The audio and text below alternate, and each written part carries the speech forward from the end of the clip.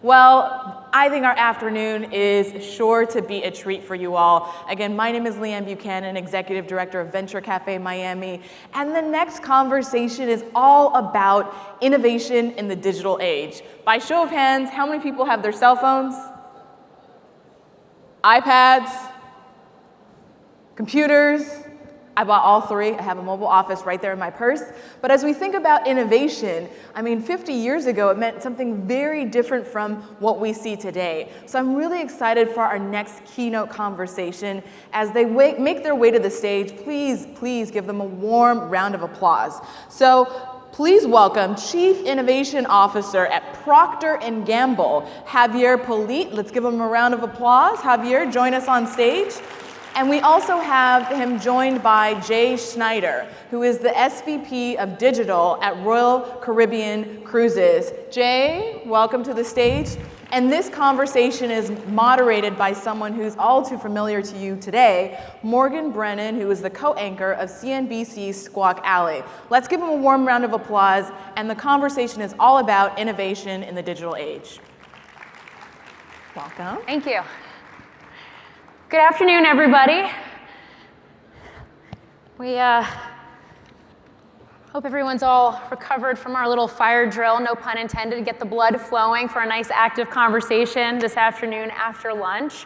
We talk a lot about tech and the role tech companies, startups are playing in terms of disruption in culture and society, in economy. But really, in this day and age, it would seem every company across so many different industries has to be harnessing technology, data, digitization.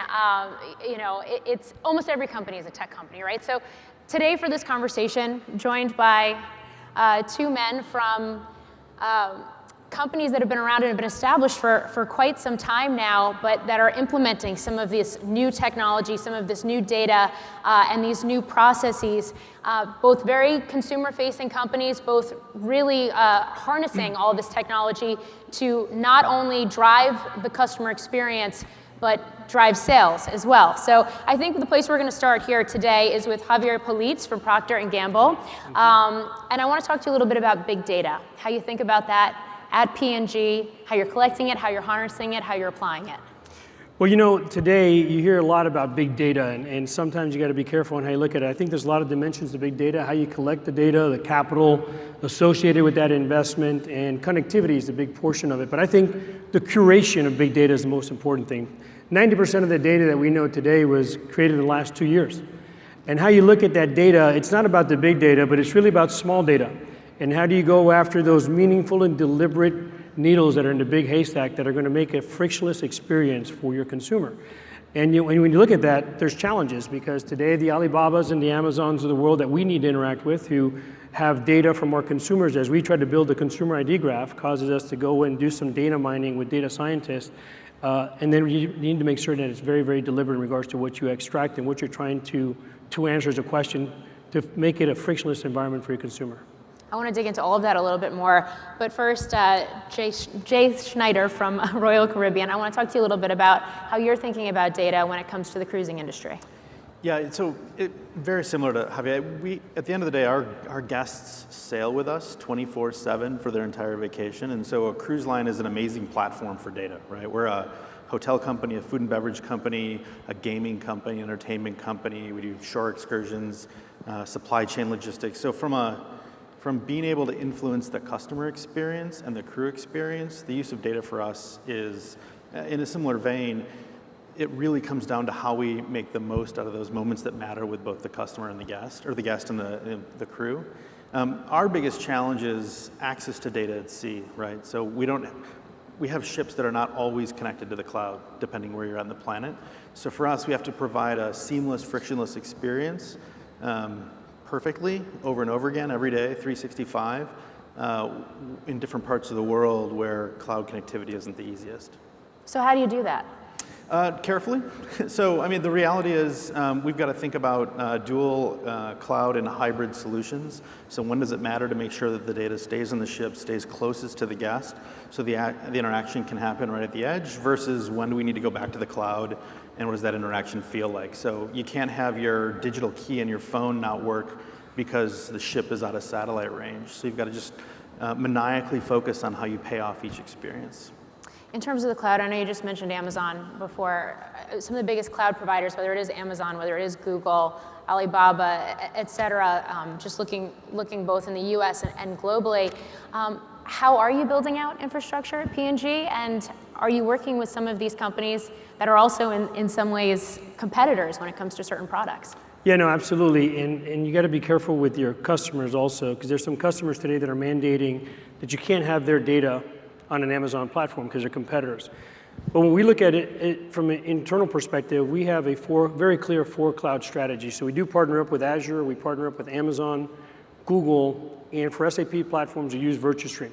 And through all that cloud complication, you can think about consumer data sitting in one repository, customer data sitting in another repository, ingress and egress of data as your data scientists start looking at the data to mine it, to get some actionable insights. There's a lot of complication, and every single egress and ingress, there's a cost associated with that you know very well too, Jay, right? And when you look at all that, there's a whole data privacy dimension that's going around globally from GDPR perspective, and here in California, starting in the US also, and there's a whole big information security perspective around that. I do believe, though, looking forward about 5 years, I think there's going to be some contraction there. I think there'll be some changes in regards to the landscape. Amazon came out first with cloud strategies many, many years ago. You could say Azure followed, and then Google was in this space, but from an AI perspective. And as things are changing now to data science and more mining, we could potentially see a shift moving into the Google platforms in the future. And I think they're all big bets. And we're betting on all three today.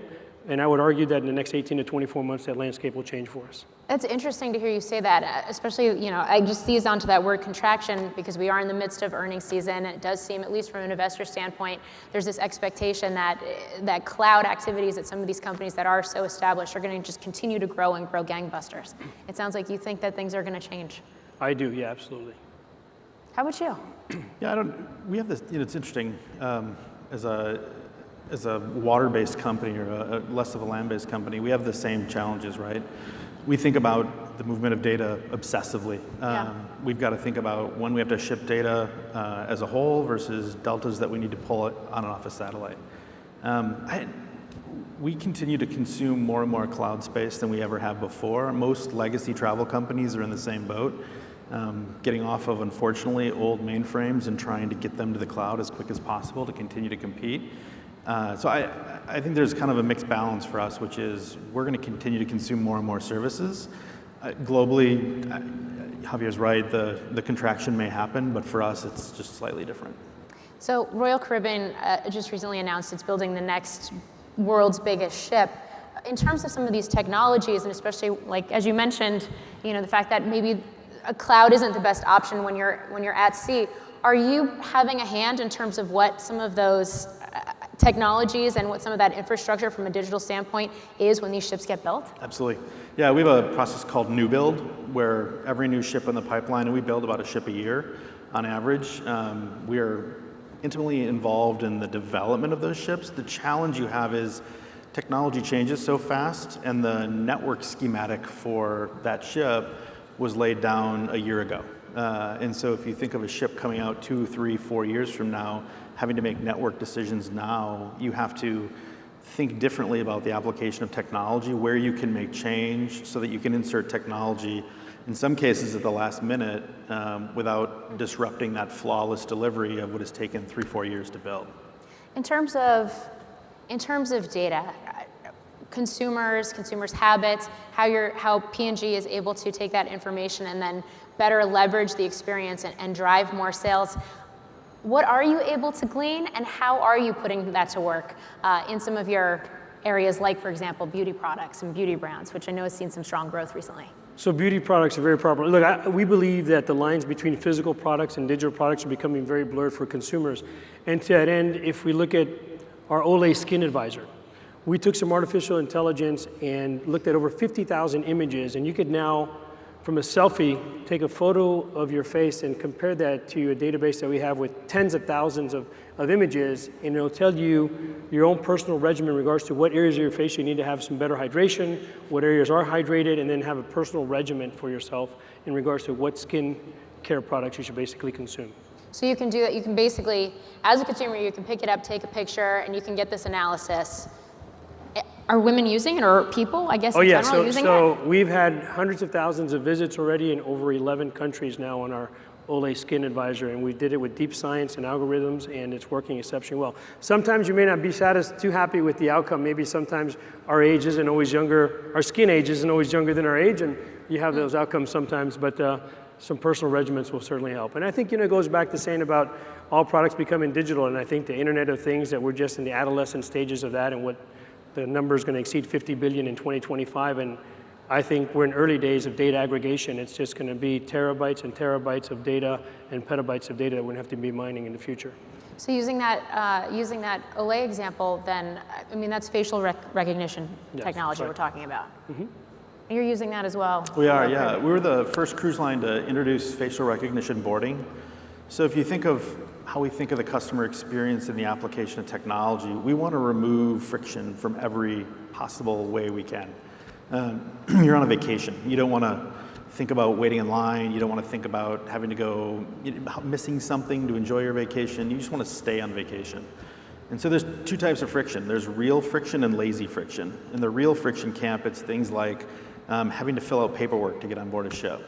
We wanted to remove all of that. So we wanted to get you from effectively car to bar in less than 10 minutes so that you could get on vacation faster. Facial recognition allows us to do that. We built it as an opt-in, so privacy is built in by design, and then people can choose to board with their face and just get to the bar faster, effectively. Are people doing it? Absolutely, yeah, and it's great, and it's well received by our guests. So of course, the other key question of this is the flip side of technologies like facial recognition is how you keep it safe, how do you continue to hone it, make sure it's accurate, et cetera. We obsessed about that, though. So we encrypt all your data. We encrypt your face hash, and it is purged at the end of the voyage. So we don't retain it for any period of time beyond the purpose of the voyage that you're on. It stays with the ship. Next time the next crew, as the voyage rolls, the next group of guests get a new clean slate, effectively. I'm going to ask you the same question.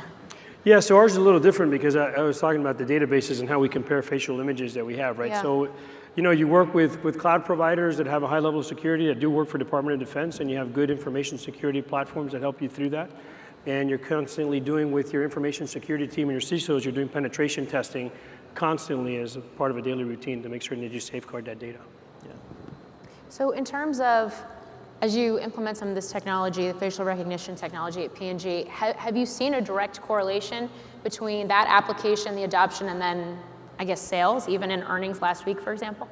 Yeah, so look, we were intentional in regards to the strategy in this space several years ago, and I think our results last week were very fortunate to beat Wall Street's expectations. The results are speaking for themselves, and consumers want to be able to make certain that they have personalized, like you said, frictionless experiences, right? And the biggest challenge in the future, I believe, is we're going to have to play where our consumers exercise their daily digital regimens.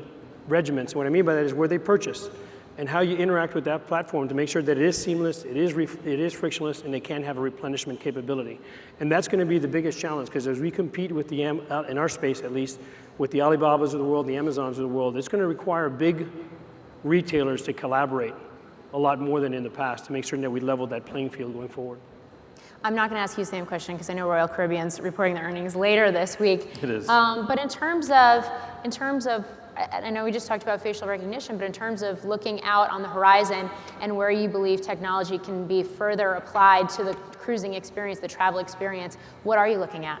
Yeah, so break it down for us. We want to make it easier for you to pick a destination you want to go to, so that's making recommendations. That makes it easier for you to do that.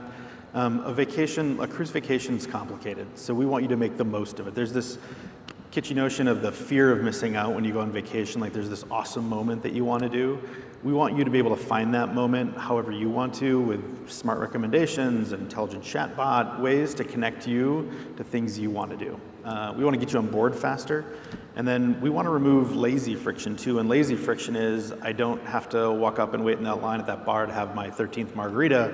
I can just sit in my deck chair. That's a lot of margaritas. It is. I can sit and hit a button on my phone and it just shows up, or a coffee or whatever you want. And so all of those things pull friction out, drive revenue, and drive guest satisfaction. I'll put the same question to you, especially when you think about, I was reading about, IoT connected toothbrushes and, some of the other consumer products and the role technology could be playing, looking out into the future in terms of adding to that consumer experience. Yeah, look, you mentioned our Oral-B Genius X toothbrush. It's coming out to market very soon. And those are just daily regimens, right, that consumers interact with on a daily basis. And now to have a toothbrush that has intelligence in it that tells you, based on your personal hand movements, how much time you're spending in a certain quadrant of your mouth. And if you're pressing too hard or not pressing too hard, and giving you immediately feedback on your device. Kind of a gamification process, but at the end of the day, it's providing you with a healthier daily regimen that you could share as a adult with your dentist, or you could watch your child how well they're brushing. But there's going to be more of that in the connected home for sure. And I think we're going to see a huge change with the promise of IoT and the promise of 5G, and the data aggregation is going to be even more concise. I'm going to be a little bit bold and argue that I think the next generations to come are going to question what we were thinking about GDPR and everything that's happening today. And I would also argue that we may have to look at it from a different lens, also from a national security perspective, because we're really going to protect our nation. To some actor nations, we need to make certain that GDPR is not as prevalent as it is today. And I think there'll be a change there, maybe not soon enough, for 5 or 10 years from now. But that's a whole argument around data that I could go on a different tangent. Do you think more regulations are coming here in the US in terms of data, in terms of privacy, or do you think it's going to be stalled?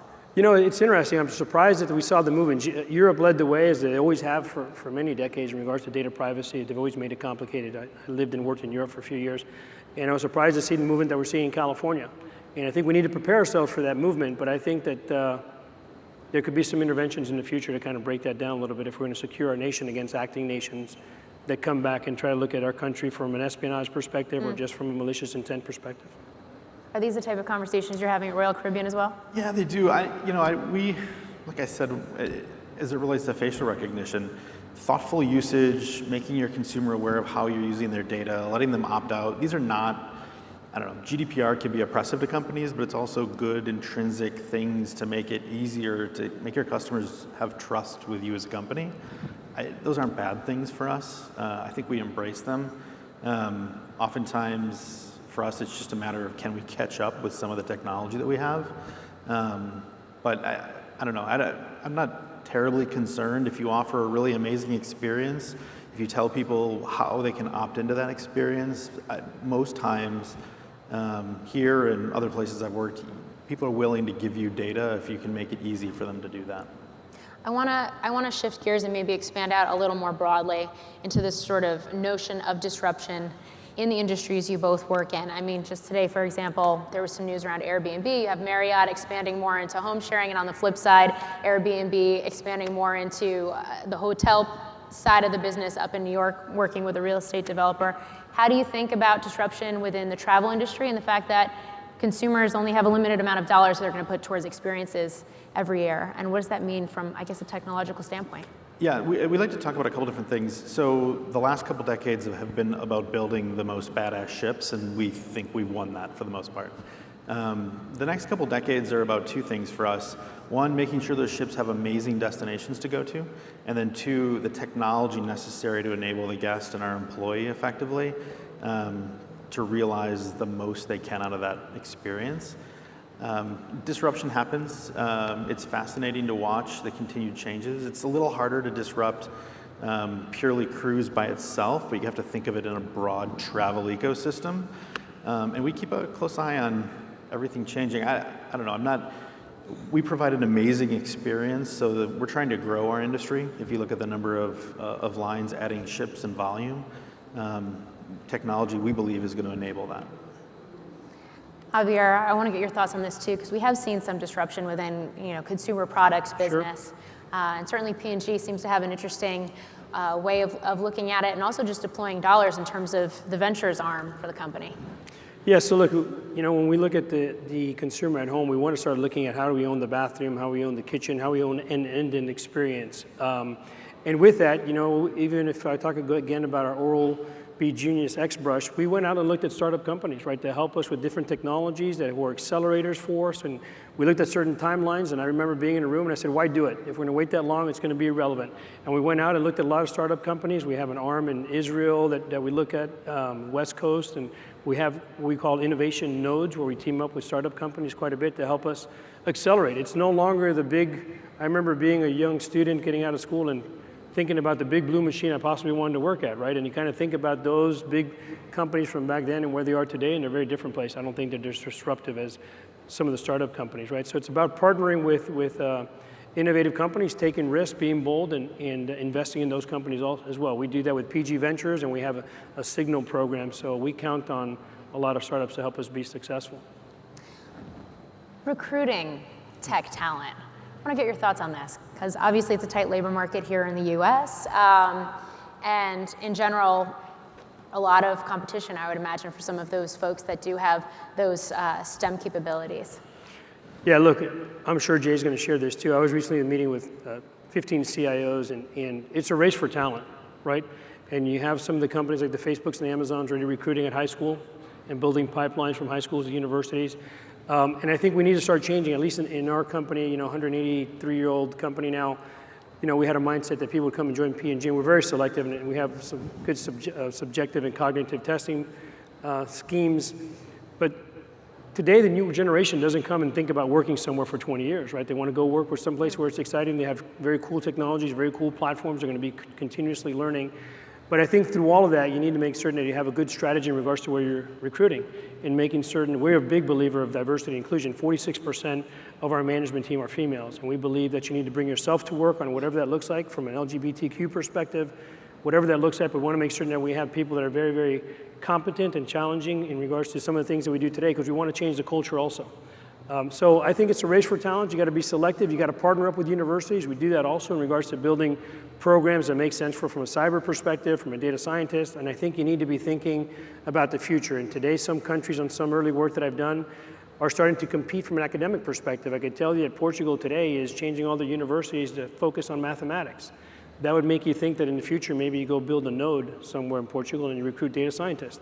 So you need to start finding out what the ecosystems are going to look like and where those resources and talents are going to be. But it's a race for talent beyond the reason of a doubt. And people are borrowing and stealing. And in Asia, you'll have one of these technology companies that I won't mention that'll take one of our data scientists at 2 or 3x salary. And unfortunately, you have to see them go on their way. So it is definitely complicated right now. Yeah, Yeah, I mean, Royal Caribbean's headquartered here, so. we are. I've been with the company for 2.5 years, and we've struggled with talent from day one. We've found really great partnerships in North America and South America, but the challenges are the same. There is a war on talent, and you have to do everything you'd expect to do. The challenge here is Miami is a growing market. People don't think of this market as a high-tech market, so that's been one of our missions, is to get people to think of Miami. Emerge helps with things like that. But one of the challenges is this is viewed as the cruise capital of the world, as a party spring break destination. It's not necessarily viewed as a high-tech capital. And so we continue to work to change that. And there's lots of great companies and partners in the community trying to do that. So we have kind of a mixed bag of trying to grow the community as well as hire as much talent as we can, which means we have to look outside of Miami often. I want to shift gears a little bit again. Okay. Because given the fact that you both do have a focus on digital, and I realize that this can start to become more of maybe a gray area in terms of communications, marketing, branding, et cetera, but how you're thinking about social media, especially from that digital standpoint, the digital leadership standpoint. Jay, I think I'll start with you. Sure, yeah. Social's part of everything we do. Yeah, it fits. We've got social care teams in all of our marketing departments for each of our brands. From a pure digital response standpoint, we reach out to consumers who reach out to us through social media, through App Store comments. We keep engaged with our consumers for a couple of reasons. One, every time there's a customer service need, a ship misses a port or a ship is delayed, oftentimes social media finds out about it first and foremost. And so, we keep a very close eye on both the pulse of what people are talking about our brands, and then how do we help our customers as well. So customer care is a huge part of our social strategy. In terms of the role you play at the company, do you how do you think about social? And I guess how do you think about those tech platforms in general and the opportunity there in terms of communication more broadly, given the fact that there has been so much focus on things like data and privacy? Yeah, social's a critical channel for us, right? That we don't run away from the fact that our consumers are engaged there. We focus on digital disruption. Part of disruption is the rise of social media and the impact it has on companies like us to market, retain audience, as well as help customers with challenges they have. I wish companies would make it easier to engage socially. If I could chat with the airline I'm frustrated with, I'd be happier than trying to sit at a desk and do that. We try to engage our customers that way. It's a little different. It's not like everybody's connected, so we've got to find non-social alternatives to often keep people digitally connected at sea. But either way, we go that mile to do it. Javier, how do you think about it? So for us, being a fast-moving consumer goods company, we look at it from the innovation lab to the embryonic stages. We do some neuroscience work with some of our consumers, and then once we go from there, we basically open up the channels for each one of our products to have a social channel to make sure that we listen to the voice of our consumer in regards to what's working from a packaging perspective, what are they not getting positively from a particular product, and how we continue to innovate. So to us, it's a very, very important medium to make certain that we listen to the voice of our consumer in regards to what their preferences are. And a lot of that has helped us identify and define some of the products that we take to shelf today. So I think it's a very strategic medium. Yeah, I just think back, I guess it was a little over a year ago with the whole Tide Pod Challenge, and That's right.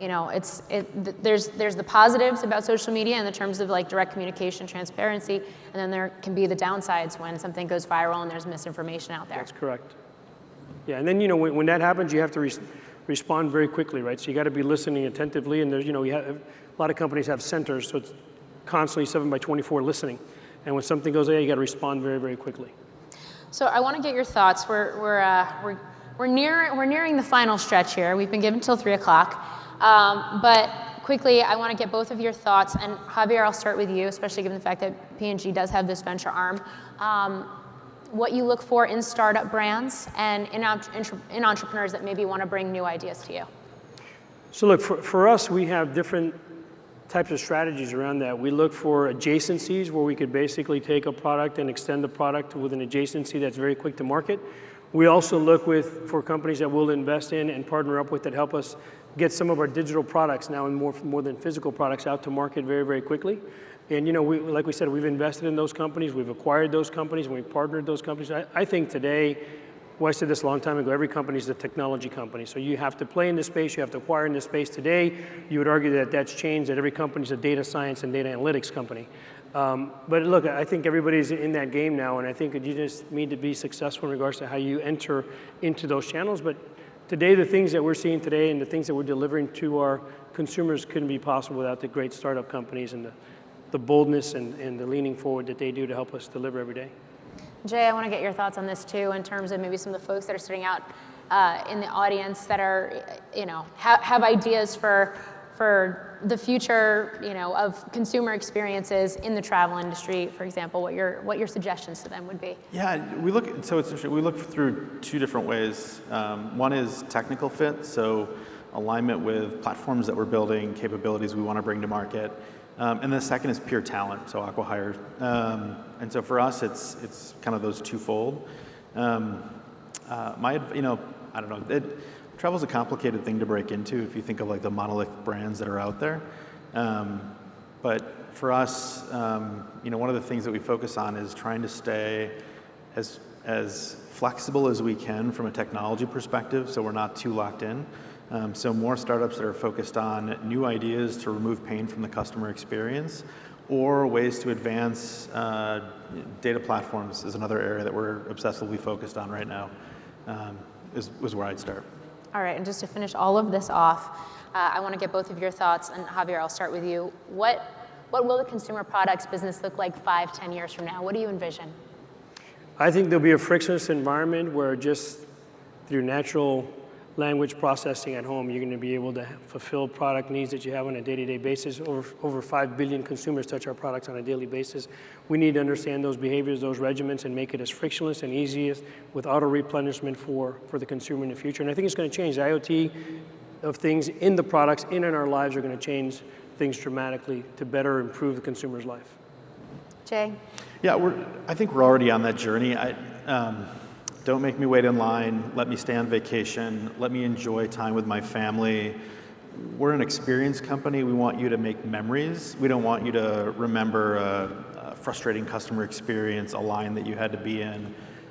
So I think we're already headed on that journey to give you back days in your vacation to enjoy yourself. So.